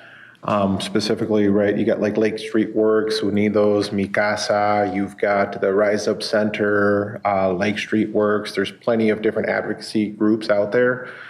I could see them using these findings specifically for like workforce development. So looking at different counties, different cities that offer workforce development grants or monies and trying to tie them to these advocacy groups. That would be the best place to disseminate all this information. Thank you. Councilmember Obasakin was next. Yes, thank you. Thank you, Chair. Real quick, echo everything my colleague said. You might want to look at the Minnesota Truth Council. The governor set up a group of people with lots of information. I think that'll be a great segue. With that, I'll be quiet. I know we're running out of time. So thank you and your team for what you presented. Thank you, Councilmember Obasakin. I will note that the regional administrator and I have spoken with the governor's office about the presence of this data. We think it will be very valuable for the Truth Council, and so you're spot on. Thank you. It's great. They expressed, Madam Chair, they expressed an interest in trying to weave this into the presentation plan being pulled together. So that's not ours to decide, but I think it's one of the stronger pieces of data that may benefit that group as they move forward. Thank you. Awesome. Councilmember Osman. Thank you, Madam Chair. First of all, I want to thank you for this presentation. It has really helped us to know how the immigrant and their contribution to our economic in this region. Although the data and numbers is back in 2023 and 2024, but it shows us how it's important to our economic and in this region. And I will encourage to do more research so that our lawmakers and policies have more information to support our immigrant economic in this region. So thank you for your team and kudos to this great work. Councilmember Carter. Just a couple of comments. We've mentioned, the chambers of commerce, the ethnic chambers of commerce, the CDFIs, the associations, ethnic associations and the like. So certainly getting to the folks who are most impacted, who can tell their stories. You mentioned a date, August 5th. Is that the date that you're talking about gathering these groups together and hearing from them, or was that something else that I missed? No, it is the qualitative ethnographic work that my colleague Darcy and her team conducted, and they will be coming with their findings. So that's when you will hear. Thank you.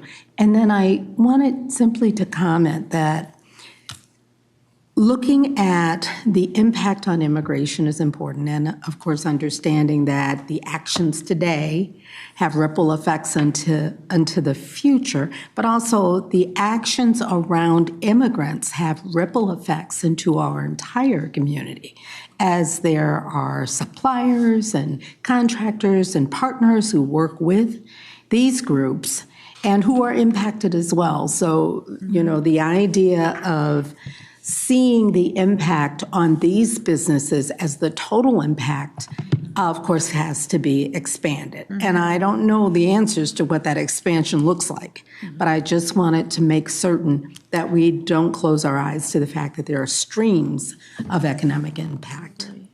Yeah, I think this economic impact analysis that we did with our forecast model tried to capture that. Because everything that I provided to you today was about entrepreneurs and workers, and we just put the whole package together, which includes those ripple effects. Okay. Thank you. Councilmember Chambliss. Thank you. I see some connections between the climate action work and the environmental justice and the immigrant contributions based on the regional economy.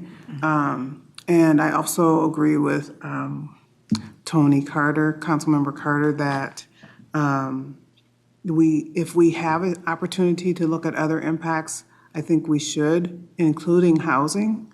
And if we can even get it disaggregated, that would be helpful by even geographically, because there will be some impacts in certain geographies, maybe more than others. I've said many times that, I live in a very diverse neighborhood that has a large immigrant population, and anecdotally, I think that may be adding to some resilience and stability over time in that neighborhood, especially, neighborhoods historically that have been diverse. Over time, sometimes there's a struggle. So, that's kind of a big analysis just in itself, but looking at housing, I think, would be helpful.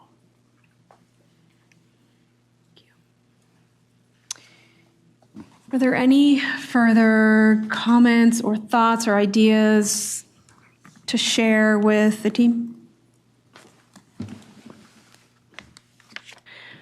Thank you so much for your work and for your presentation today. And I think you got some really great feedback from the council. And we look forward to seeing the next part, the ethnographic study, in a couple of weeks. Thank you again. Great work. Thank you. Thank you.